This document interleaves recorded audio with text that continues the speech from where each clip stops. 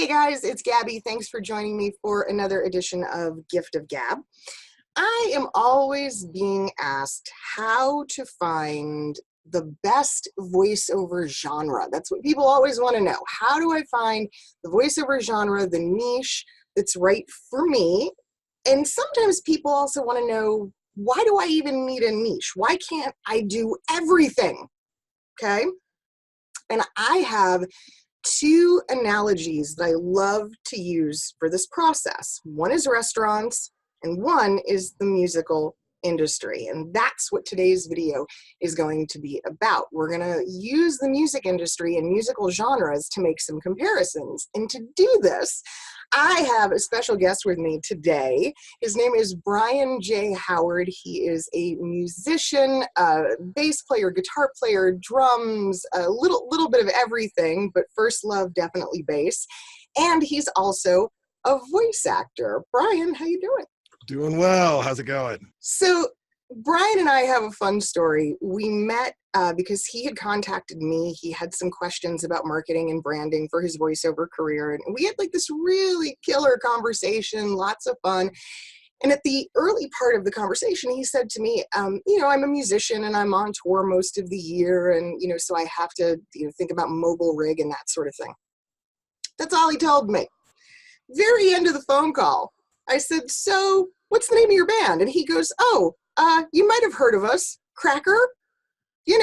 This Cracker.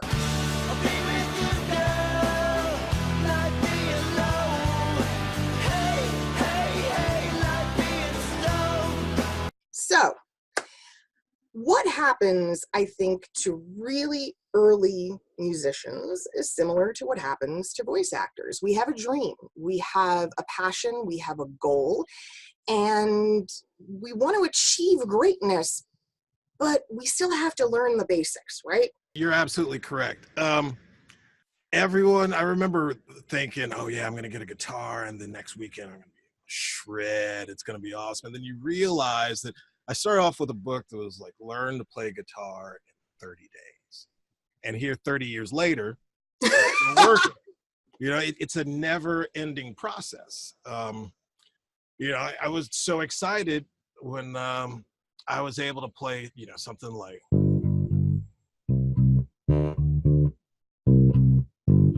Do you remember the very first thing you learned how to play? I remember playing After Midnight and then as long as I practiced and listened to it and really tried to find the nuances, get closer to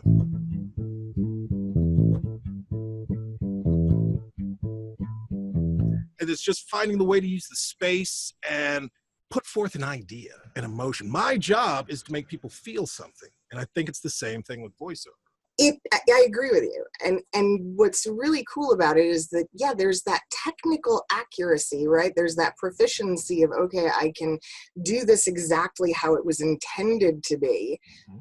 But then to make it your own and to bring that extra bit of heart, that soul into the piece, that's when you start riffing off of things and it really starts to evolve and I think take shape. And then you feel like, this is mine. Like I have a piece of this. When I was first asked to fill in, it was wild. I got an email July 2nd asking if I could do a month's worth of shows, July 6th. They're like, yeah, we're going out with Bare Naked Ladies, Blues Traveler, and Big Head Todd and the Monsters. I was working at a software company at the time. Oh my gosh. I had toured years before that, but I wound up doing the software thing and thinking, well, I got 99% farther than most people that try this. I'm going to be happy with that. And then that call came in and it started things over again. But I digress. I was getting to the point of like learning the song Low was 4 chords. And if you go on YouTube, I realized that almost everybody played it raw. If you go on YouTube, you'll see, if you look up bass covers, someone will be playing.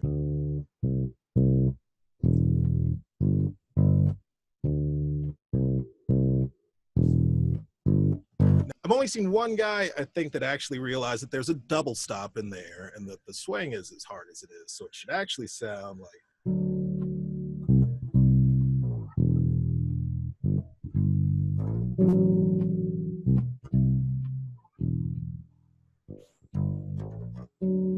So these are the kinds of things that I had to, if somebody says, hey, you get an email on the 2nd of July and you're going to be playing in front of, potentially, a few hundred, possibly a few thousand people 4 days later, you've got to really dig into it and, find the nuance, know exactly what's going on and listen to what everyone else is doing. I remember that tour, and that was not a small event, not by a long shot. So to have 4 days to prepare, barely. It's the love of doing it, and that's the thing. That's why I practice every day. It's not. I'm not going to just sit back and say, okay, I've got a gig that pays. I get to travel the country, go to Europe, do these things. I still have to stay in shape, playing wise, and I like to try to do the same thing with the voiceover. Always reading out loud and trying to, well, how would I do it if I wanted to get this message across? It's so much like music reading. And I mean, I've been saying for years that musicians have like a built-in advantage in the voiceover industry, whether they're a vocalist or they play an instrument. Musicians just take to this really, really well. And so typically they're going to venture into this career path a lot quicker, a lot easier than people who, were an accountant for the last 20 years. Exactly. And I think usually it comes from the fact that most good musicians listen. There's a big difference in the sound between and then something close to. In the course of your musical career, how many different genres did you explore? Well, when I moved to Athens, Georgia, which is where I'm based, I moved here 22 years ago with, I would call it a high energy alternative band called Slack Daddy. And then I start working at a club so I can be around musicians. Doing that, I ran into Kevin Kinney, who also lived here, gave him a cassette. If you ever need a bass player, give me a call. That turned into an 8-year career with him. That was more Americana or folk. And then through Kevin, I got in touch with and started playing with Arlo Guthrie's daughter, Sarah Lee, and her husband, Johnny Irian, which threw me into a hardcore folk scene. I'll go into anything, trying it at least once. And there's definitely elements of that in voiceover. We have to give everything a try, at least once, at least experience it. And then you can decide where to go from there. You might find a genre you absolutely love and you go, that's it. This is what I was born to do. And sometimes it takes years for people to really find their home and find that thing that is ultimately going to accumulate a living for them, and they're going to have enough bookings to make a career out of it. My first job was audiobook, which I think many people do. Mm-hmm. Very easy, but it's also very time consuming. And I think it's a good way to see, am I really cut out for doing this? I don't like doing audiobooks. You're not alone. I've done 3. I'm still finding my way. Otherwise, I enjoy commercials. I love doing video game work. I love doing the voices. Well, but again, I'm still finding my way. And what you just said about, video games and character work, that's sort of the next step, right? So the way I view it is, in the musical world, there's a point in time where musicians, people see it as, they sell out. Right? It's they become commercialized. It's, I'm in a wedding band, or I'm doing jingles, or, it's something that's a more commercial application that ultimately means they're getting paid. Exactly. And that's why they do it. Mm-hmm. And voiceover is the same thing. There's all these utility jobs that we take, on hold messages, car dealer commercials, it might be early audiobooks. They're not glamorous. We're not doing it because, it's going to make us a household name. We're doing it because we need to make some money. Absolutely. And it's a starting point. Yep. Then comes the character stuff, animation, the video games, because we got to cut our teeth first. We've got to get to the point with some of that other stuff that might be a little bit more boring where people are willing to pay us on a regular basis. Then your skills have developed enough that you can move into that next area. Yeah. And I've also not been afraid of hearing no. Yeah. That I've heard it plenty in the past 30 years. Of course. I'm not scared, so it's just one more no until you get to the yes.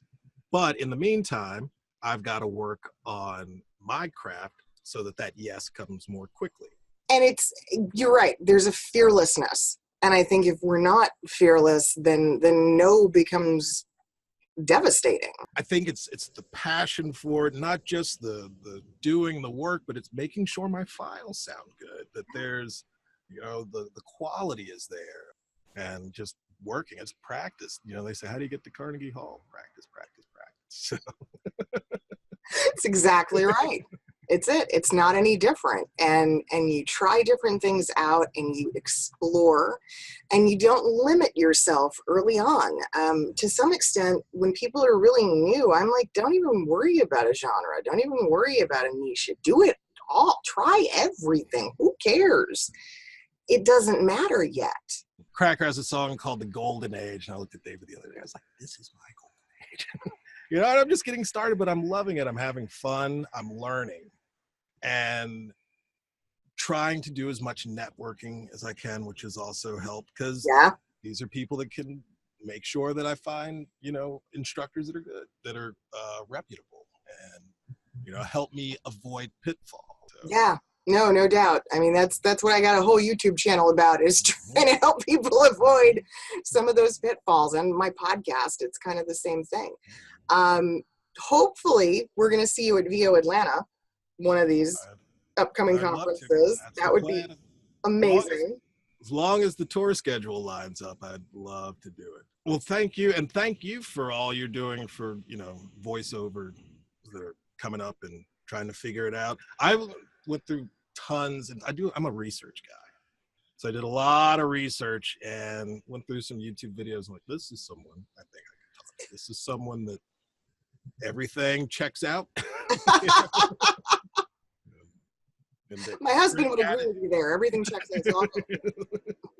So, it's everything worked out for me. So I'm thrilled to, I've been able to be in touch. Thank you again so much. If you want to learn more about Bryan, of course, you can check out Cracker's website, which is crackersoul.com.